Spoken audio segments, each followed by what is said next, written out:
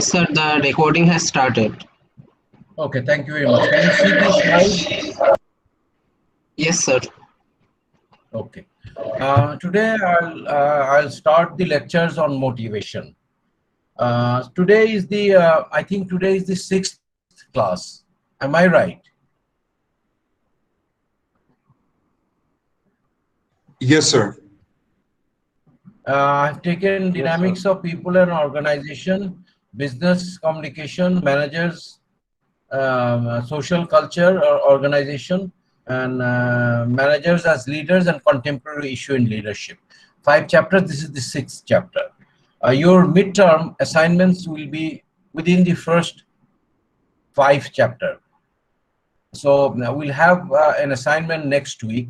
I'll talk about that sometime during the lecture today, and it will be within the first 5 chapters. So this chapter is actually for the finals.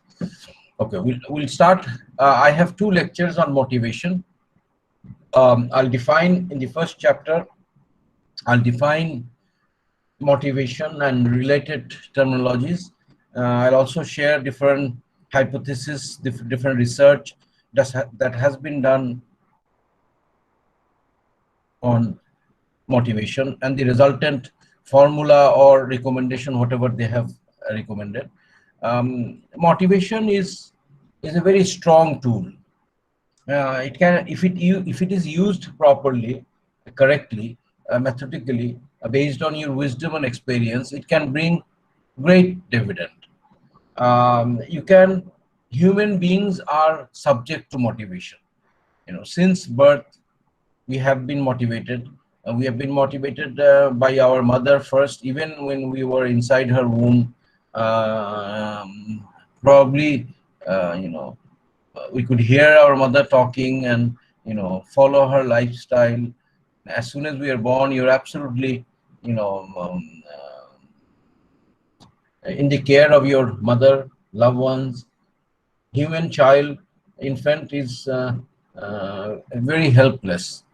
Unlike other animals, they grow up very quickly because it's a matter of survival for them. Maybe their parents cannot assure protection. If you see in the Discovery or Animal Planet channel, animals being born on the savannah, where you have a lot of infant or a deer or a Thompson's gazelle giving birth. Within minutes, the little one starts running and jumping because creator has initial hours of their life. So as soon as they are born, the predators can't smell them. Although the predators like lions and cheetahs and other predators, wild dogs in Africa, they have very acute olfactory sense of smell. But these infants, as soon as they are born, they start jumping and running. But human infants are, we are helpless. At least for the first 5-6 years, you have to be, cared for even more. So we are motivated by our parents, our siblings, our relatives, our friends. We start going to the school. Our friends motivate us. Our teachers motivate us. Our relatives motivates us. Subsequently, you fall in love when your other half motivates you. Then your wife motivates you. Then your daughter motivates you. Now my grandson has started motivating me. So throughout our life, we go through such kind of motivation, and we ourselves, we also motivate a large number of prodigies. And it is a very effective tool. As managers, if you know the process of motivating, if you can understand, contemplate the value of motivation, you can do things beyond expectation by your employees, if you can motivate them properly. And it is such a strong tool. You can even, people have motivated others to, commit suicide, give away their life for a silly based on lies. People have been motivated to go and sacrifice their lives. So it's such a strong tool, and it can be used either way. So you have to be careful of using the tool of motivation, so that it's done for the right purpose. It's done for the benefit of the organization. What is the definition of motivation? Internal and external factors that stimulates desire and energy in people to be continually interested and committed to a job, role, or subject, or to make an effort to attain a goal. So this definition of motivation is applicable for managers. It's a definition which can relate you with your employees.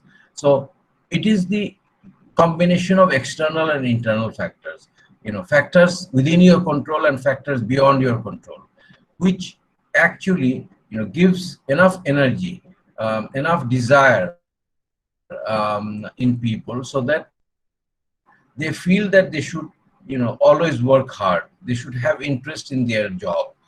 They should perform their responsibilities and contribute in attaining the organizational goal. That is what is, job related motivation. It is those internal external factors that creates a desire in you to work continuously well, remain committed to your job, perform your responsibilities, and contribute in attaining the organizational goal. Motivation results from both interaction between both conscious and unconscious factors. So, some factors are conscious, you can feel, and some factors are hidden within your mind. Yeah, it exists in your mind, it influences you, but you are not aware of that. There are certain motivations that has been injected into us throughout our lives. It's there. It actually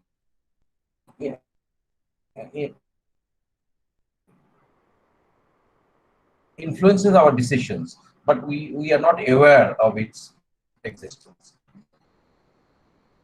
Intensity of desire or need, influenced by your desire or need or intensity.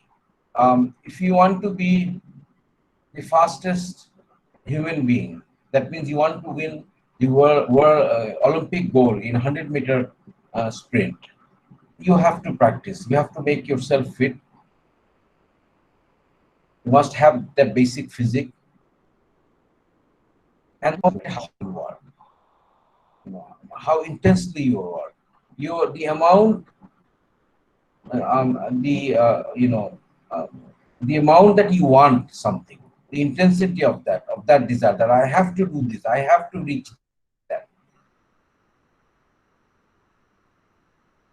How determined are you? That will dictate how well you prepare for it, how motivated you will be. Incentive or reward value of the goal, that is also a very important, factor influencing motivation. What is the value of the reward that you get?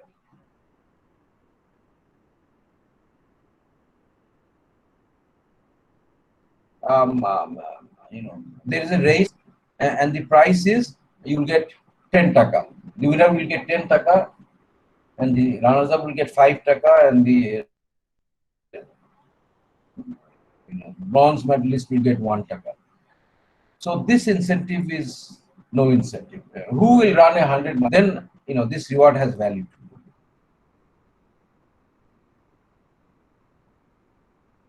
You want to win the Nobel Prize. The people winning the Nobel Prize, because it has great reward.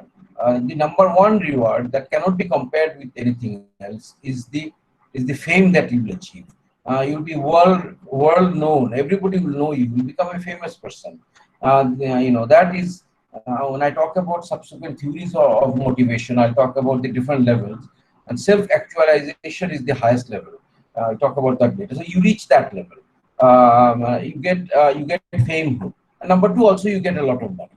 I heard Nobel Prize it offers a huge amount of money, and most of the Nobel laureates donated this money for something good for humanity, but it's a huge amount of money. So that the value of the reward will also influence your motivation. Expectation of individuals and of his or her peers. We are social beings. We live in a society. People, we have friends, relatives, loved ones. We interact with people on a regular basis. Multiple people, and opinion of others are important to us as social beings. What my friends think of me, what my employees think of me, what my colleagues think of me. So what they'll think if I do something wrong. So that also is a great factor of motivation in a society that you're living. Automatically, that society, the culture of that society, is motivating you. And if it is a conservative society, like Bangladesh, we give what others will say, what your uncle will say. Of course, at times, it is what you want. Doesn't really matter what others say, but still, the opinion of the society, matters. And these factors are the reasons as one has for behaving a certain way. So, that will dictate how an individual will work, how much intensity of need he has, what is the value of the reward that is being offered, and how the society reacts. Work motivation is a set of internal external forces that cause an employee to choose a course of action and engage in certain behaviors. Ideally, these behaviors will be directed at the achievement of an organizational goal. So, just an elaboration of work motivation.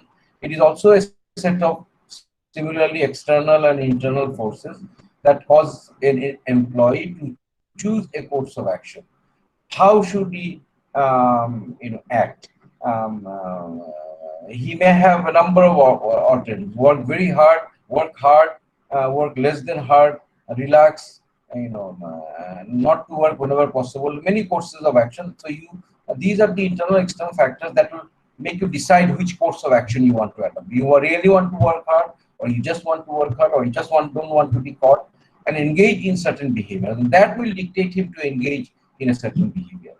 If he chooses to work very hard, then his behavior would be that he will be very sincere, he'll be very punctual, he'll know his try to know his trade, perform well, do not to make any mistakes, things like that. If he says that he wants to hide whenever possible, do as minimum as possible without losing a job, then he'll look for alternative, how to evade the eyes of the managers, of the supervisors, and try to relax as much as possible. These are the elements of motivation.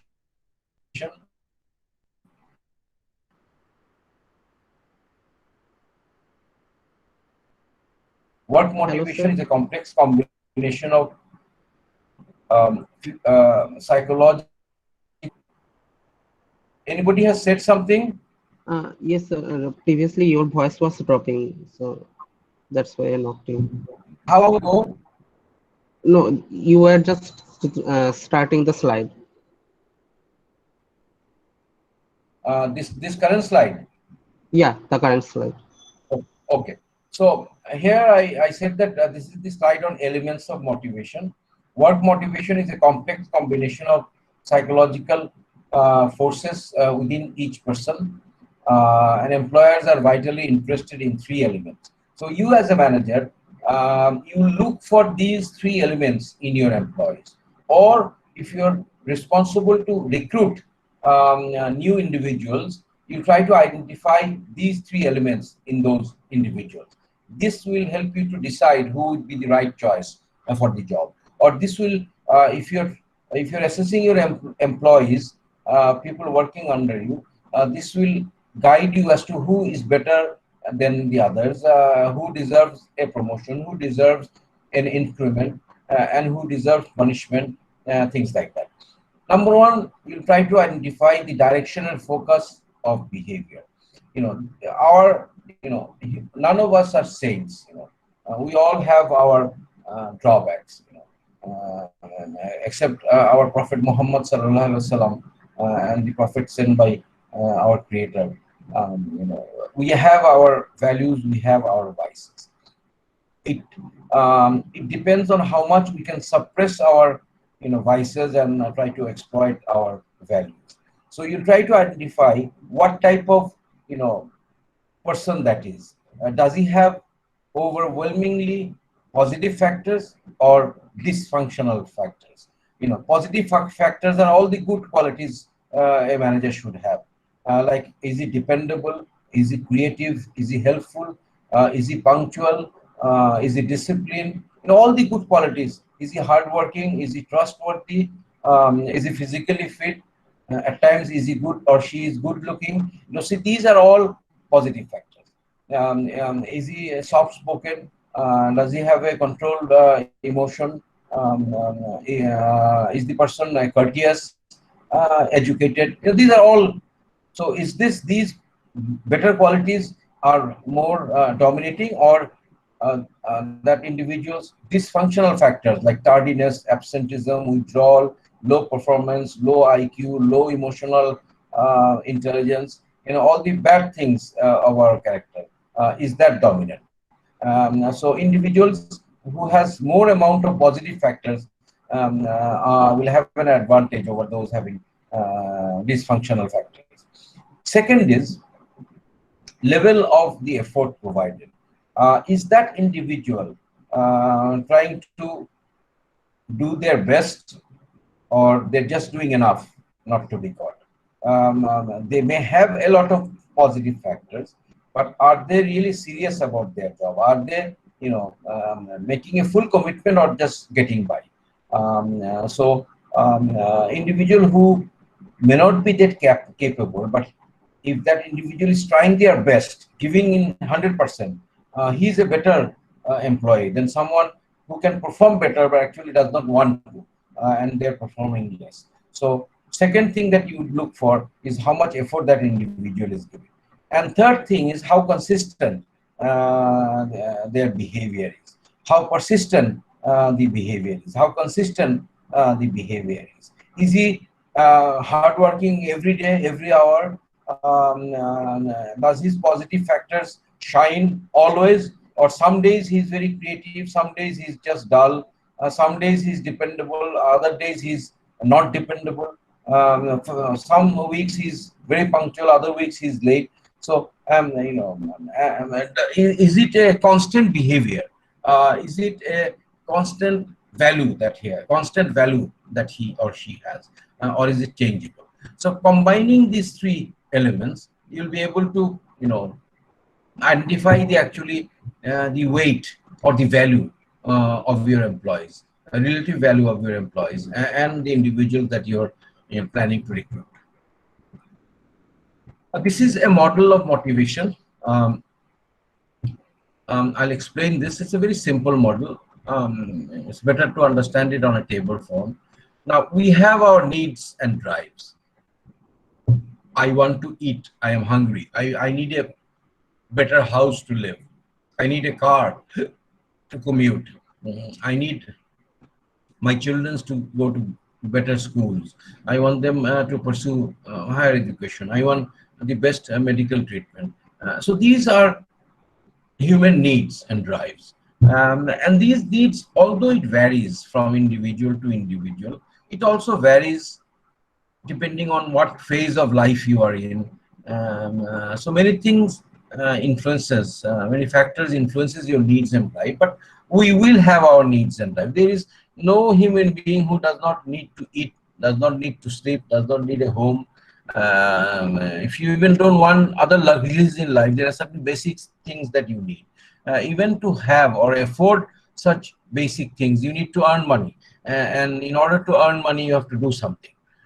So first of all, you have your needs and drives, and the environment that you're living in, the society that you're living in, the people that you're living around.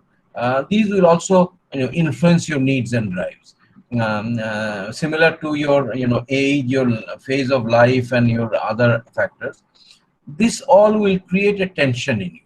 Tension is like, if you're hungry, you feel hungry. That's a tension. You need more money. You want to be successful. That is a tension. A desire.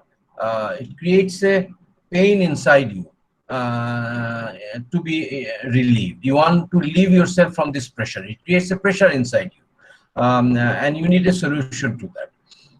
And creating a pressure, you cannot just start running. If you run, nobody will pay you. You need to find a job which results in something, and somebody pays you for that. And then you set your goals and incentives. Now, with my educational background, with my experience, I expect to join a job of this level, and maybe this amount of money per month should fulfill, reduce my tension and fulfill my needs and drives. So what's happening?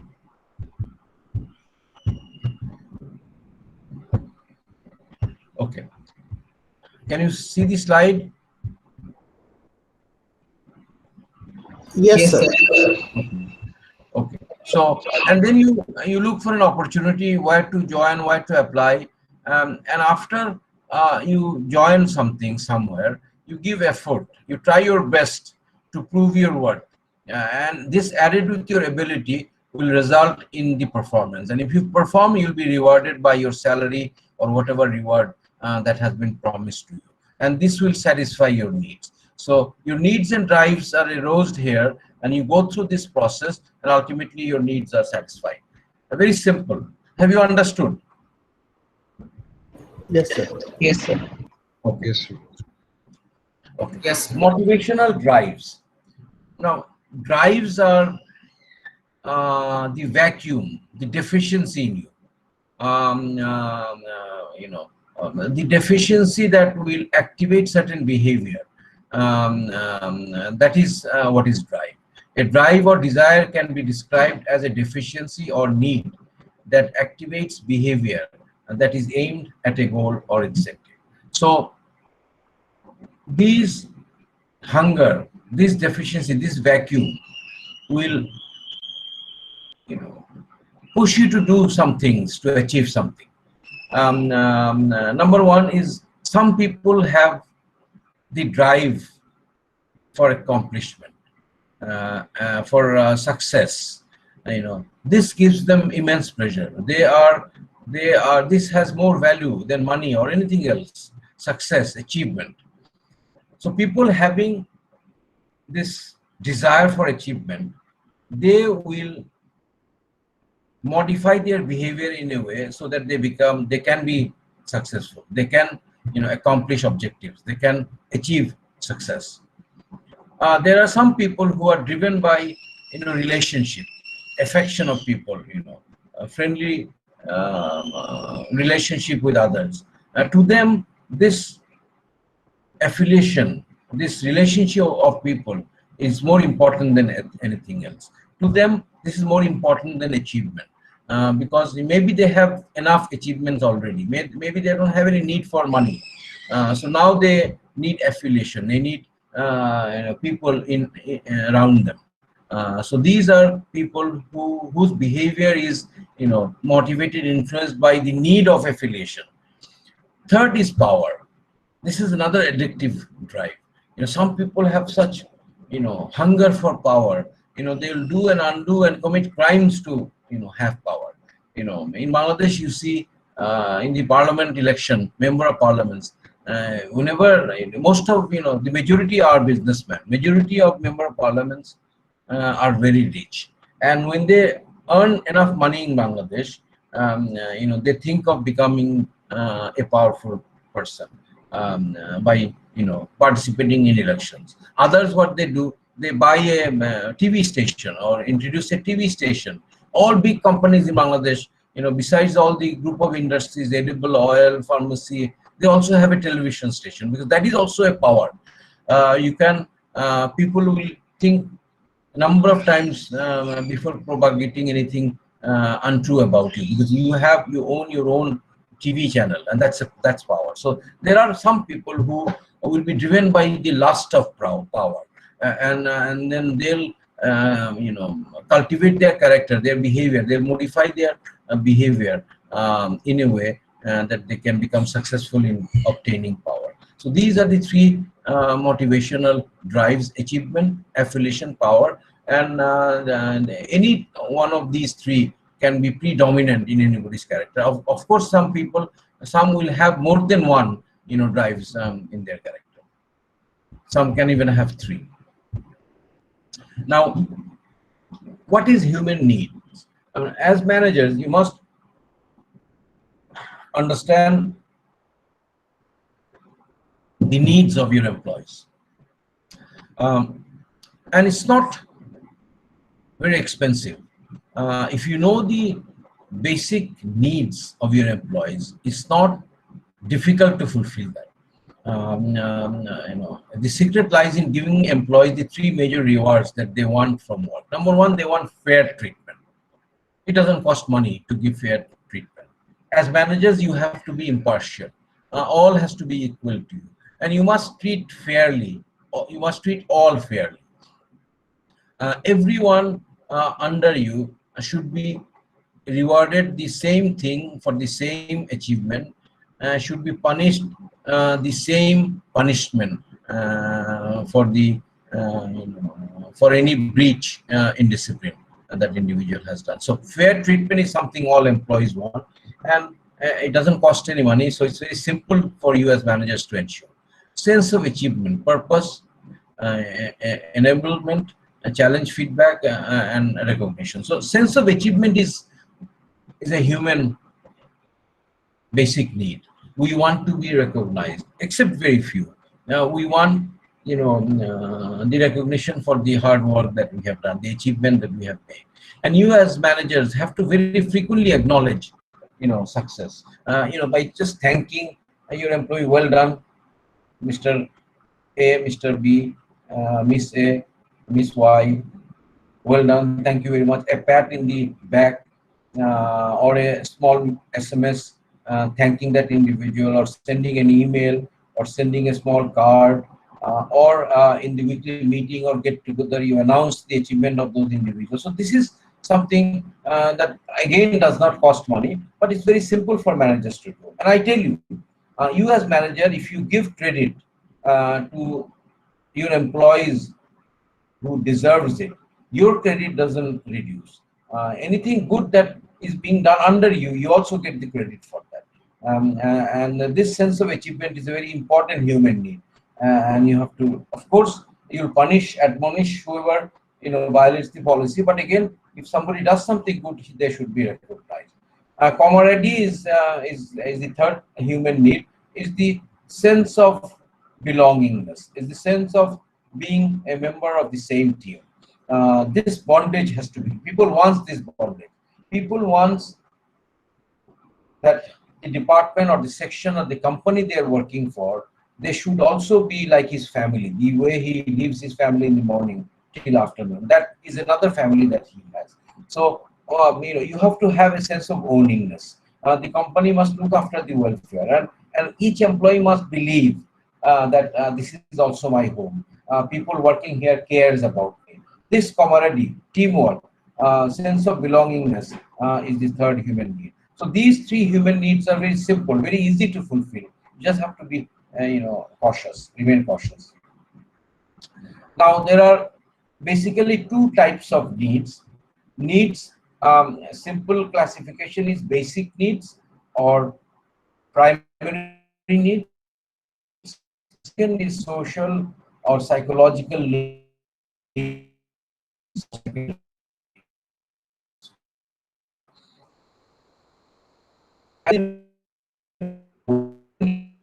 Hello, sir. Are the basic things that Hello. sleep, you can't live without sleep. Excuse me, Hello, sir. am I not audible? Yes. Sir. Yeah, now it is fine, sir. And sir, another thing, can you please turn off the camera? I think it will be better for the network. Okay, good advice. I'm turning off the camera. And how long was I broken? No, it was just few seconds. For how many minutes? It was just Okay. maybe 10 seconds or 7 seconds. Okay. Can you hear me now? Am I Yes, sir, we clearer? can hear you now. Yes, sir. It's much better. Okay. Okay. Okay, so as I was saying, two needs: basic physical needs or primary needs, and say psychological needs or secondary needs. So the basic needs, physical needs. The primary needs are basic things in life: food, water, sex, sleep, air, reasonable, comfortable temperature, and these are the basic requirement of life, and it's essential for human survival. But again, the amount that people will need these things will vary from person to person. Somebody who is young, strong, energetic, works hard, plays hard, will need more food than somebody who is older, doesn't have much of physical activity, so his hunger will also be less. Somebody who runs will drink more water. Somebody who lives in a hot, dry environment will need more water. So this will vary from people to people. Younger people will probably sleep more. Babies sleep 18 hours a day, and as you grow older, your sleep requirement reduces. So these will also vary from individual to individual, your physical needs. But again, your primary needs does not come free. This food doesn't come free. Water, you can say it's free, but in some places it's not free. This one is very, very expensive. This one is free, but you may not get time to have enough sleep when you need it. Air condition also varies from place to place. So these are the primary needs, and people will need it in different amounts, individual to individual. Secondary needs are the one that you should pay more attention to, because these needs are more vague in nature. It represents the previous primary needs, basically represents the need of your body, and this secondary need, it represents the need of your mind, your spirit, your heart. And these needs are very important to be fulfilled in human being. Many of these needs are developed as people mature. So it depends on how old you are, how matured you are, what you have gone through in your life. Things will their needs of their mind will vary.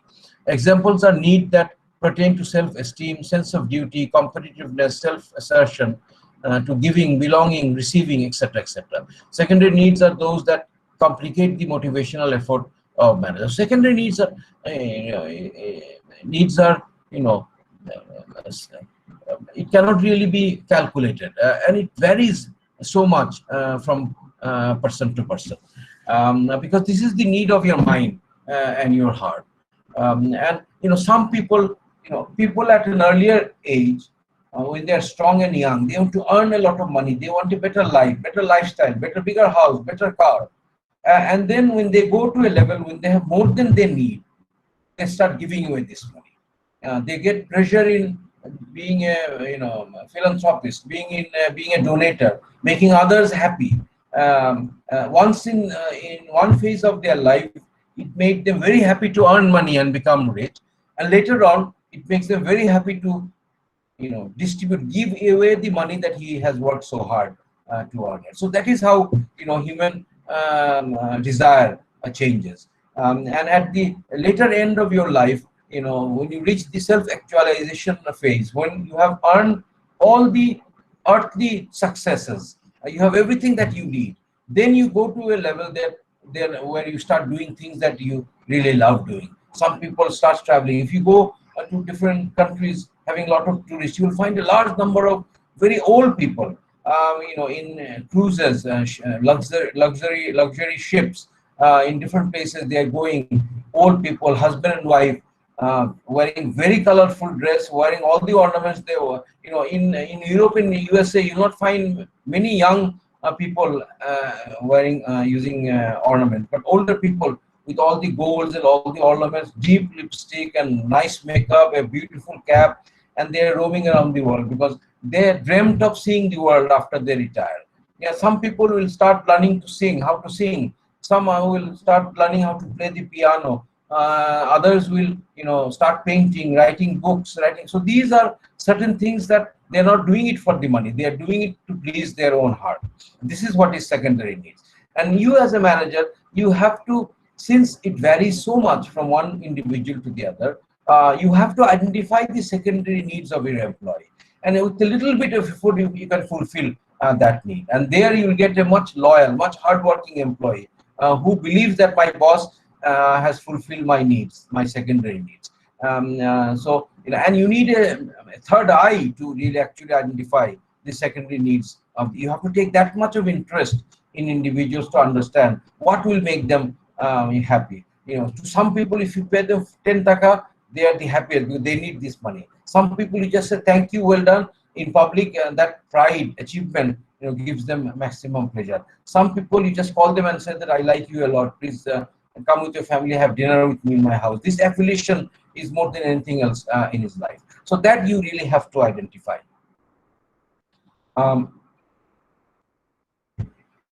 These are certain,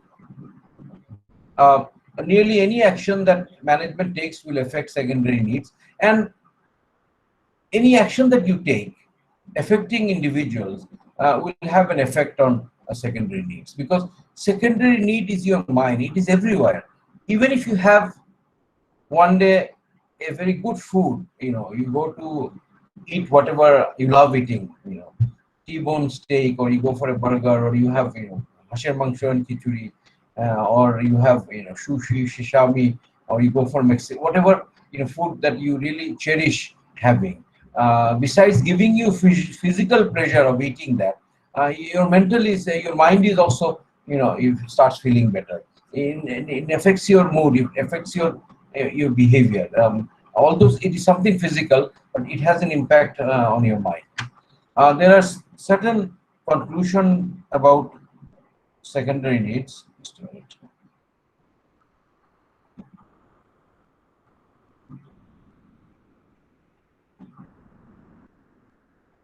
Okay.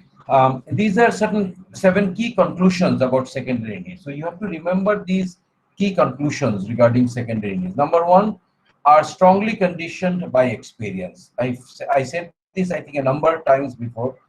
Secondary needs are conditioned by your experience, by the experience of the individual, by the life of the individual. Vary in type and intensity among people. It will vary from one people to one people. How much food people can eat. Some can eat less, some can eat more. Some wants money, others don't need money. Some needs affiliation. And what they need and how much they need will vary from people to people. That you have to remember. Same formula will not be applicable. If you really want to be a successful manager, you have to know the secondary needs of each individual, which will vary, and you address them. You can spend a lot of money by giving the same thing to all 20 people working under you, but impact will not be same. You have to spend much less if you know the exact secondary need of each individual and you invest on that.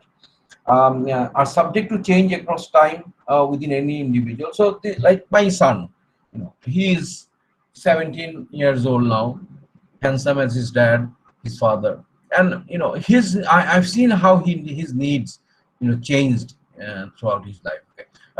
After being born, his need was a bottle of milk or his mother's breast, and then he started growing, and then he started liking chocolate and things that are not good for health, coke. His mother tried to hide it from him, and whatever you try to hide from children, they wanted more. And then he was 3 4, he started wanting toys, small things that he can play with, no electric device, just toys. And then 7 8, he started liking video games, and 11 12 13, he wanted a phone. And his as he grew older, his requirement changed, and it changes for us as well. What I need now, my son does not need that. What my mother needs now, I don't need that. There's a lot of difference. So it changes across time. Cannot usually be isolated, but rather work in combination and influence with one another. So secondary needs, you cannot isolate one need from the other. You cannot also isolate secondary need from the primary need. It works in combination. A number of secondary needs combined with primary needs, that will be the ultimate need of a human being. So you cannot really isolate it. As I said, if you eat good food, you feel happy. So happiness is a secondary need. So you're feeling happy, but you're doing something. You're also, getting enough nutrition, enough strength through the food. Um, cannot usually be isolated, are often hidden from conscious recognition. So many secondary needs that you may have is hidden in your mind. It's subconscious. You don't, you can't recognize it, but still you are being influenced, by that secondary need. Our vague feeling as opposed to specific physical needs, self-explanatory, influences behavior in a powerful way. The last line is very important. Secondary needs you know, are very, important needs, and it really influences behavior in a very powerful way. And if you can address that, you will also get a very powerful reply and a positive response from the employees. Now, this is Maslow's hierarchy of needs. Um, this is a very popular formula hypothesis that Maslow has given, and he said that people has 5 needs. It's like a pyramid. Can you see this slide? Yes, sir. Yes, sir. Yes, sir. Yes, sir. It has 5 steps. The first one is physiological needs. Physiological needs: water, food, shelter, clothes. All the basic needs necessary for survival. This is the primary need. People can't survive without physiological needs. Air. Number 2 is safety need. Security and protection. A sense of security. Living in a society which has law and order. We don't live in a lawless land. Like our ancestors used to live in caves. Anybody could go and kill anyone. Anybody could go and rape anyone. There was no law. There was no punishment. There was no reward. There was no jail. But we prefer to live in a society which has law, which I respect and I abide, and I expect others to abide, everyone to follow the law. And why people having certain amount of money gets the second citizenship. They want a green card in USA or Canada or UK. They want to send their children there, and I think it is because of the safety need. Maybe they don't feel that their lives are safe in Bangladesh. Maybe they don't believe that their money is safe and secured in Bangladesh. And although life is harder in Western countries, but at least there is more security, sense of security prevailing there. And I think that is the primary consideration for affluent Bangladeshis trying to obtain a citizenship or a residency in a more developed country. So this is first. You need to, if you don't have food and water and shelter, what protection can you expect? After you have food, water and shelter for survival, you want safety needs. Now, before I go to the third, that Maslow, I'll explain all the 5 levels to you, but he also said certain things about this model. He said that individual has to start fulfilling their needs from the bottom, cannot jump to level 4 or level 5. He has to have physical needs first, then he can have the safety need. If he has safety need and physical need, then he can have social need. If he has all 3, then he can go for esteem need.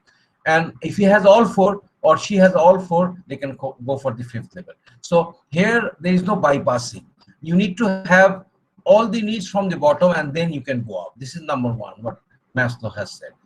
Number 2, Maslow said that your need is never permanent and it can fluctuate. Maybe you have come to the esteem need, and then I'll give you an example when I proceed formula. So needs are never permanent; it can fluctuate. To start from the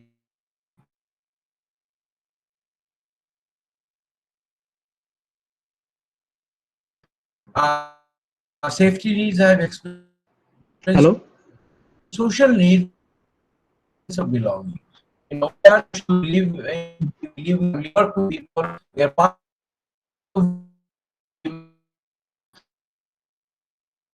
second family. This sense of not even if you don't air Dipto. Oh, sir, your voice Am I was not dropping. audible? For the you Okay. are not, but now it is fine, I think. Okay, I'm back, I think. Yeah. Yeah, I think I was disconnected for a while. Okay. So I was talking about social needs, that you have to have physical needs, physiological needs, then safety needs, then you have your social needs. And when you have these three, then you look for esteem needs, self-esteem, recognition, status. This is the level where you try to reach the pinnacle of your career. You become the chairman of the company that you're working for. You become the managing director. You become the president. If you're doing politics, you become the prime minister of a nation, or reach the highest level of your earthly assignment, the job that you're doing. This success is your esteem need. So first you need your physiological needs, then you need your safety needs, then the social needs, then you try to reach the pinnacle of success in your career, esteem need. Now, when you have the fourth level, esteem need, when you have become the chairman of your company and then you retire, what happens to you?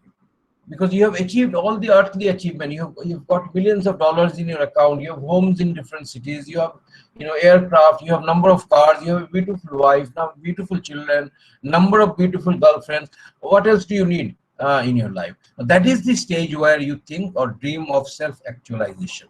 Self-actualization needs, self-development and realization. That is the stage where people comes and chooses what they want to do for the rest of their lives. Some goes out traveling, seeing the world. Some starts distributing their wealth,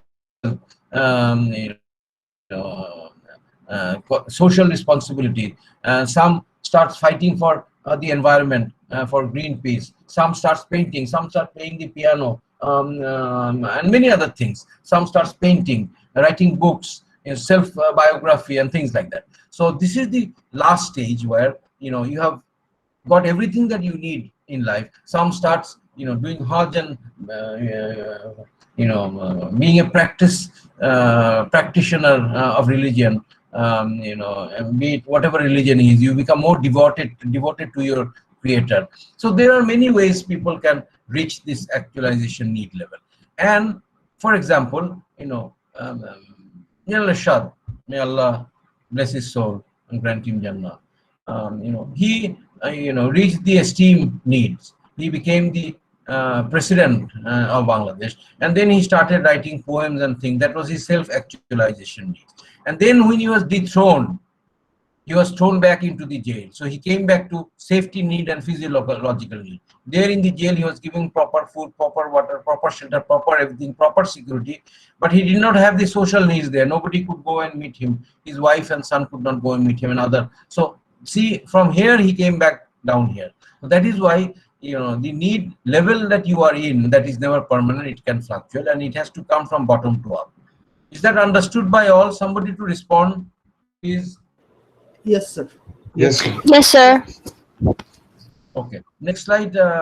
This is an explanation of the previous Maslow's hierarchy of needs. I don't know how to talk about that. Okay, Hertzberg two-factor model.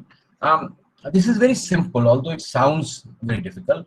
Hertzberg is another crazy guy who gave all these theories, motivational theories, and he said in his theory he has two terminology: hygiene factors and motivators. Hygiene factors and motivators. Um, Here he wants to prove that motivation is not the opposite of lack of motivation. Now, what is hygiene factor? Hygiene factors are something which is not comfortable, something which is uncomfortable, which is disturbing the employees. That is hygiene factor. For example, you're the manager of a floor and you have 50 workers working in that floor, and there is no air conditioning. It's very hot, and the employees sweats a lot because of this heat and humidity, and so many people working in a small room.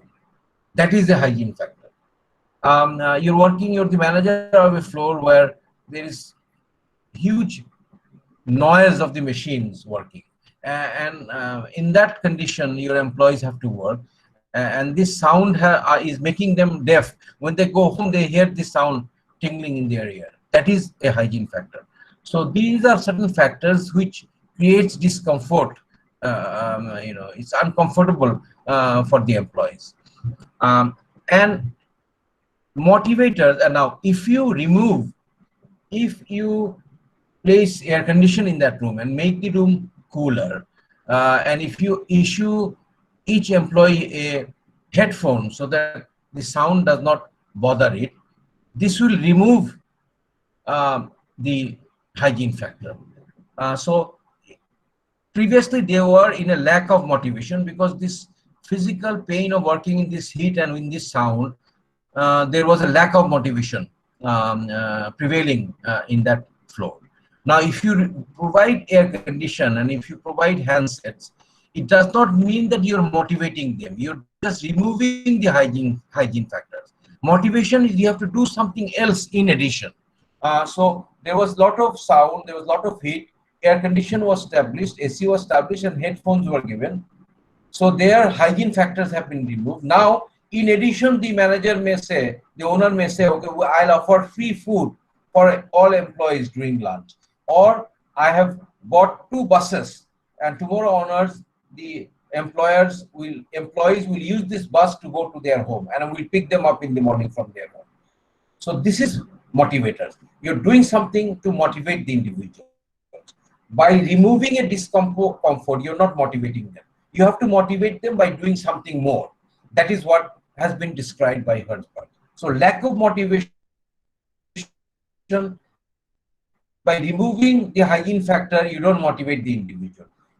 You have to do additional something, providing free lunch, providing transportation, providing a raise in their salary, providing an annual increment, bonus, whatever it is.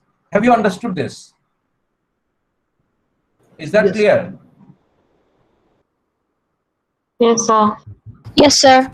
I always fear most of the students just connect to my class and they leave the laptop and do whatever they want to do. I'm sure it's not true because my daughter is also doing an No, MBA. sir. At times I see that she's roaming around in the dining room or other rooms, and I said, "Isn't your class ongoing?" And she said, "I just gave a break. I took a break." And I said, "You took a break or your teacher gave you a break?" And she said, "No, he's taking the class. I took a break." So I hope you don't take too many breaks because it's so hard to talk, and I'm giving so much of energy into teaching you. However, you can read it. I listen to it later, but I would expect that you listen to me direct. Okay, Adelfer. Um, um, he also gave a model. Now there are similarities between his model and Maslow's hierarchy of need, but he has 3 stages compared to 5 stages given by Maslow. Building upon earlier needs, that is, Maslow's hierarchy of need, and to overcome the weakness, he gave a 3-tier model. Here he has combined more than one tier from Maslow's hierarchy of need into one tier. For example, his first need is existence need. He suggested that employees are initially interested in satisfying their existence need, and this existence need is a combination of Maslow's physiological needs and safety needs. So he has combined the first 2 stages of Maslow's hierarchy of need and put it into the existence need, which combine physiological and security factors. Pay, physical work condition, job security, fringe benefits can all be addressed through this need. So existence need are the first 2 stages of Maslow's hierarchy of need. Relatedness need is the 3rd stage of Maslow's hierarchy of need, which is social needs. Relatedness need are at the next level, and these involve being understood and accepted by people above, below, and around the employee at work and away from it. So this is actually the social need. And 3rd is growth need. Growth need is the combination of esteem need and self-actualization need. And the top 2 needs of Maslow has been put into the growth need. Growth need are the 3rd category. These involve the desire for both esteem and self-actualization. So it's easier for you to understand since it's just a combination of Maslow's hierarchy of need. Now, law of effect. Law of effect is, in OV modification, OD modification is based on the idea that behavior depends on consequence. Everything depends on consequence. I'll do this because I'll get this, or I'll not do this because I don't want to get this. I don't want to drive my car over 50 kilometers per hour because police may catch me and give me a fine. I may get a ticket for overspeeding. So that is, I know the consequence of overspeeding. That's why I don't want to overspeed. I want to study hard because I want to get a good result. I'm studying hard with the consequence that my result will be good. And if my result is good, I'll get a better job. If I get a better job, I'll get a good salary. If I get a good salary, I can buy a better house. I can buy a better car. I can marry the girl that I love. So, everything is consequential. You do something because something happens. Even an infant, I even tried this with my grandson and my son. When they're infant, they can only crawl. They cannot say anything. They can just crawl. And for example, you have, when my son was growing, all the fragile decoration pieces in my house was gradually going upper and upper, beyond the reach of my son. And now again it came down when my grandson knew the consequence of breaking things. But again it's going up because my grandson is growing taller. So it's up to this level now, and gradually things will go even higher. But when a child, an infant, he's crawling and he's trying to catch something that you don't want him to hold. If you silently go and pinch him in his buttock or his feet, he'll look back, he'll sit down and he'll think, what happened? Why this sudden pain in my beautiful buttock or my feet? He'll think for a while, and then again he'll turn around and he'll try to extend his hand to hold that object. You again pinch him in his buttock or feet. Then he will again turn back and think. Again, it is feeling the same way. And maybe if he's very intelligent, he will try it for the third time. And third time, if you pinch him, he will come to a conclusion that there's something wrong. If I try to catch that, I hurt myself in my buttock. And there's some connection between me trying to take that in my hand and I being hurt in my buttock. And he'll never do it again. This is what is, consequence. This child is believing that if I try to go and hold it, this will be the consequence. I'll hurt myself. I heard that snake charmers in Bangladesh, they force a poisonous snake to strike a heated rod. So if the snake strikes a heated rod, it hurts itself because it's heated, number one. Number two, it's very strong, so it hurts their mouth and teeth. And if they do it a number of times, any rod that they see, any stick that they see, they'll never strike at that. The snake will believe that if I strike that, I'll hurt myself, I'll burn myself. So this is what is, a law of effect. Because people, do good things because of the positive rewards that they get, and they prevent themselves from repeating bad things because of the fear of punishment. So this is what is alternative consequence. It's very important for you managers to understand what is alternative consequence, because you can play with any four. You are authorized to give award any four of this, and based on the situation, based on the individual, based on the crime or the achievement of the individual, based on the overall circumstance, you will decide which consequence that you will reward. I'll start with punishment. Everybody knows what punishment is. Somebody violates a rule or a law, they are punished. You reduce their salary, you demote them, you fire them, you put them into the jail, you hang them, you award them life sentence, you award them 3 years of jail, 10 years of jail.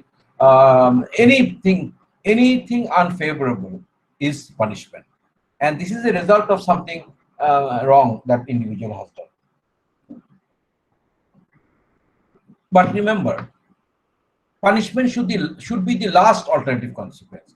If other three does not work, you believe that other three will not work, then only you administer punishment. In some cases, you have to administer punishment. There is no alternative. But in some cases, if other three will suffice, in that case, you don't go into punishment. This is what is punishment. Positive reinforcement is reward. You give something good.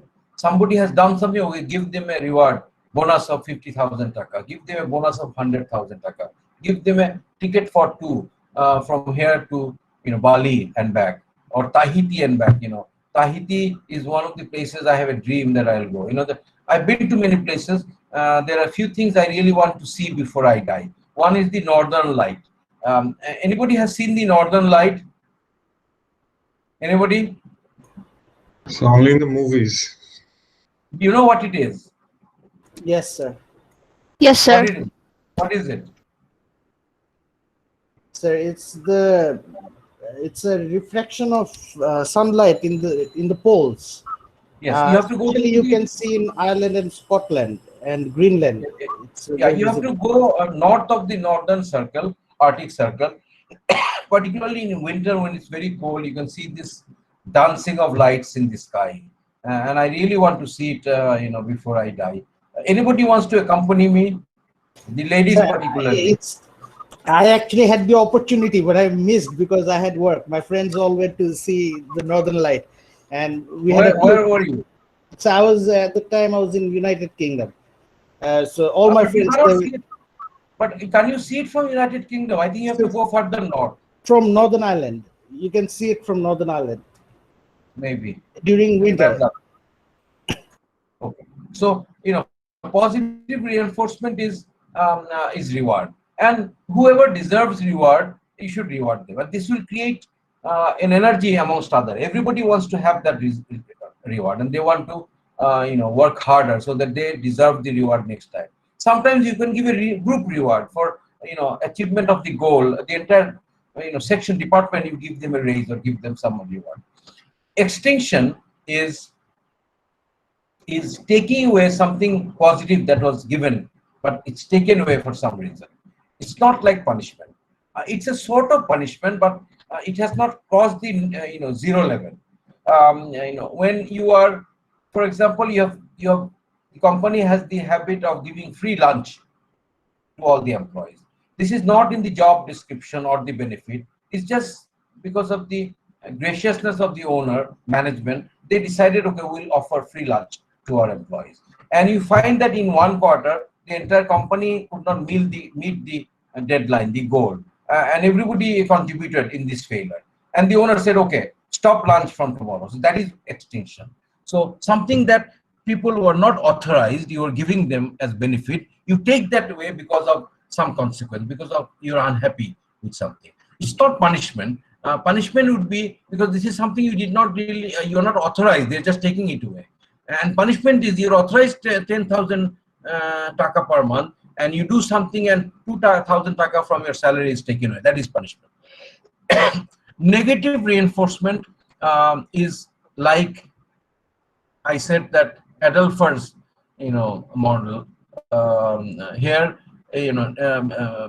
negative reinforcement is taking away some discomfort. Like the example that I gave, it's too hot, giving an AC, too loud, giving a headphone, things like that. Working under the sun, giving a roof. Not enough toilets in the bathroom, give more toilets, more basins, more places for ablution, things like that. So negative reinforcement is because some discomfort that has been removed, that is negative reinforcement. It can be anything, something which creates discomfort. If that is addressed, that is removed, that is negative reinforcement. So these are the alternative consequence. Now you as a manager, you have to decide which one is most appropriate for that particular situation. I hope I could make myself clear. Have you understood? Yes, sir. Yes, sir. Sir. If you have not understood, please ask me. I'll ask you at the end of the class. Okay, these are the definitions of the alternative consequences that I have talked about. I already have defined it. I don't want to repeat reading it.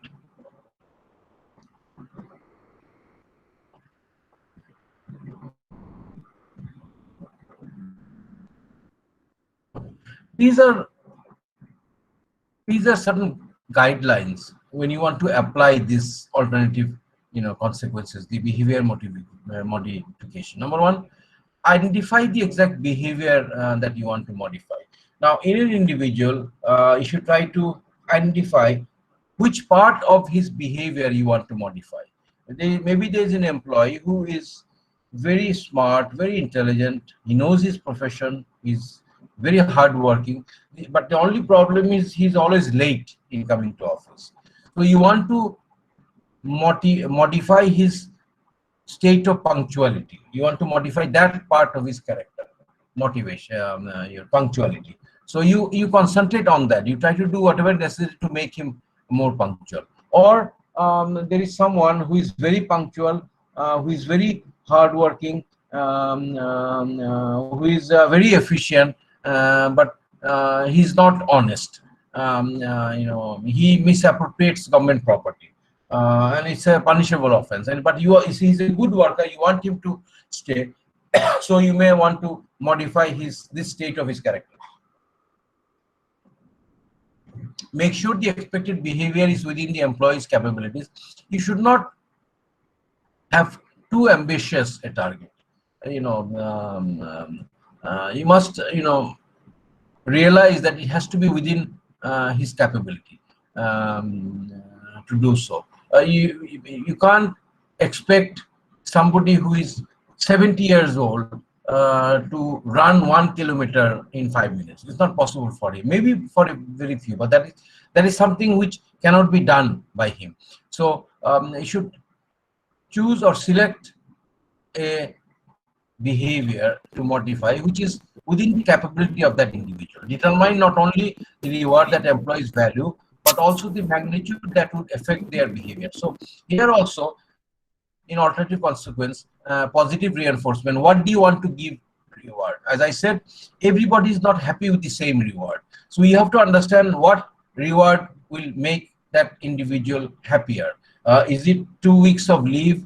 Is it 20,000 taka cash? Is it a promotion? Is it attending a seminar abroad, or buying a golf set, or a tennis racket, or buying a sari for his wife? You really have to understand that what makes that employee happy. And then you have to also determine not only that it makes him happy, but how much of this I have to give to really make them happy. I know that an employee, he's in a need of money. He's constructing a new house, his mother is sick, and every penny is important to him. So I decided to give him some money as reward. Now, if I said that, okay, work hard for 1 year and I'll give you 1.5 taka as reward, this 1.5 taka has no value to him. It has to be 10,000, 20,000, 30. You have to understand how much of money is actually in value, is of some value to that individual. So not only what makes them happier, what rewards you should give them, but in what amount, that also you should understand. Clarify the connection between desired behavior and reward. Whenever you give a reward, you must mention clearly that this reward has been given to you because of this behavior, because of this that you have done. So that others are also inspired to do the same and maybe deserve the reward in the future. Use positive reinforcement whenever possible. So reward is the best alternative consequence. Of course, you cannot reward someone for committing a crime. You have to reward someone for doing something good. That you have to keep in mind. But this is out of the 4 alternative consequence or behavior modification. Positive reinforcement, you should use the maximum, and use punishment only in our unusual circumstances and for specific behavior. So punishment should be used as minimum as possible, but again, it should be used only in unusual circumstances and for specific behavior. Now, in an office,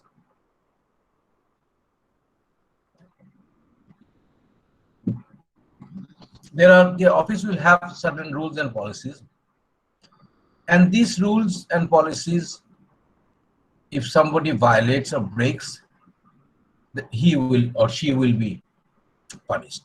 Now, maybe in my house, entering the house with your shoe on, it's a crime, and my wife will give me a lecture for 5 minutes every time I do it. So my children knows that we have to open our shoe and enter the house, particularly the bedroom, in the entire house. In fact, in my office, you don't have to open a shoe. So something which is a crime in my home is not a crime in my office. But in my office, if I steal some money or if I do something, I miss a private government property, that's a crime that I have done. There I should be punished. So punishment should be used as minimum as possible, for specific behavior. Uh, Continuing the general guideline for applying behavior modification, ignore minor undesirable behavior to allow its extinction. Some undesirable behavior are so minor, you can ignore it and automatically it will go away.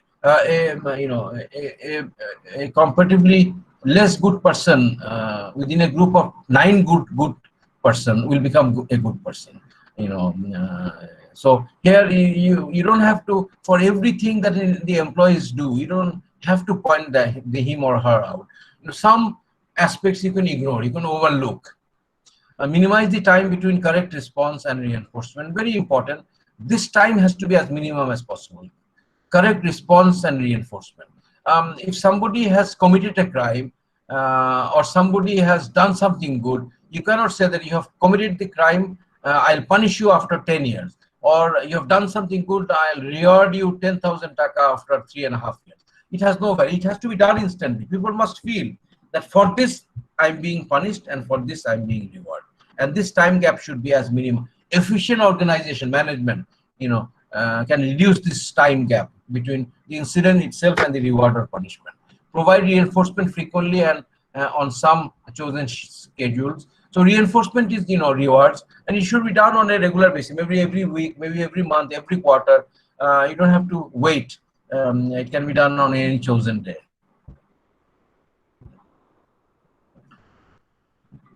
Okay.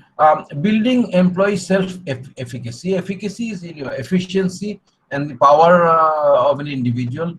And you as the manager, you have to help your employees to build this self-efficacy. And how to do it?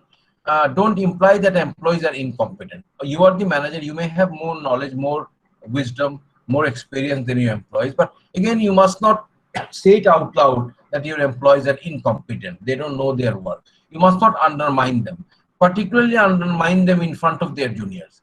Don't talk down to them about their job, and whatever the level of their job, all jobs are important for a company or organization to survive. So never look down. I am the manager and you're the employee. You will listen to me. You should not talk in that tone. Don't find petty faults with their results. You should have a holistic look. You don't have to go into such details. You don't have to intentionally try to find out small faults in their activities. Silly things you have to overlook. You should only concentrate on major behaviors. Don't criticize their work in front of their peers. I told you, don't belittle the importance of their job and tasks, self-explanatory. Don't praise them for their appropriate efforts. Do praise them for their appropriate effort. And it can be done verbally, with a pat, with a note, any way you can do. Do ask for their input. It's very important that you ask for their input. I think I told you that when I was growing up in 13, 14, my father started asking me, my opinion about certain family decisions, that I'm planning to sell this land or do that. What do you think? I don't know whether he has taken my suggestion into consideration, but the fact that he asked me, I feel very proud that, I'm growing up, my father is giving importance to me. He's asking me my opinion. So this kind of feelings will be inculcated in your employees if you ask them their input. If you ask them to participate, they'll feel very proud. Do listen carefully to their ideas for improvement, and you must listen carefully. Bright ideas can come from any place. I don't know if you've heard of the Yom Kippur War between Egypt and Israel. It's a very significant battle that we study to identify how they won and how they lost. And in this battle, Israel was well fortified on the east bank of the border. They built a huge canal with a huge dam on their home side, and after a few 100 meters there were big castle fortifications where Israeli tanks and machine guns were placed so that Egypt could not invade. And Egyptian forces under Sadat Hussein, who was assassinated later, were preparing to, because Gaza Strip, Egyptian land were captured, occupied by Israel, and they wanted to liberate their land, and they were preparing an offensive, an attack, huge force, hundreds and thousands of troops. But nobody could find out how to cross this canal and cross the dam built on the other side. And they were scratching their heads. The troops are ready to fight, but how can they reach the other side? And then a young lieutenant who was very young, no experience at all, he said that we should use water hose. If you use powerful water hose and we blow water into a sand dam, the sand will wash down and the dam will disappear. And this plan given by a lieutenant was adopted, and Egyptians used this water hose to clear the dam and cross the canal and enter Israel, and a large portion, and they recaptured their own land, and they were about to enter into mainland Israel. And then USA came and negotiated, and a truce fire was imposed, and but Egypt got back their own land. So see, a bright idea came from a lieutenant, where there many generals were trying to find out how to overcome the dam. So you must listen to your employees carefully, and you'll find that bright ideas are shared at times. Do share positive feedback from their peers with them. Self-explanatory. Do provide formal recognition of their achievements. I've said about that. Okay. So what we'll do is we'll take a break of 15-16 minutes. We'll come back at 8:45. Is that okay? Yes, sir. Yes, sir. Anybody has any question on this part of the lecture, or you want? I'll ask a question after I finish the chapter. Note your questions. We can answer it after I finish this chapter. Is that okay, Mahbub? Yes, sir. Okay, sir. Okay. You can stop recording now. I'll come back at 8:45. Thank you, ladies and gentlemen. Okay, sir.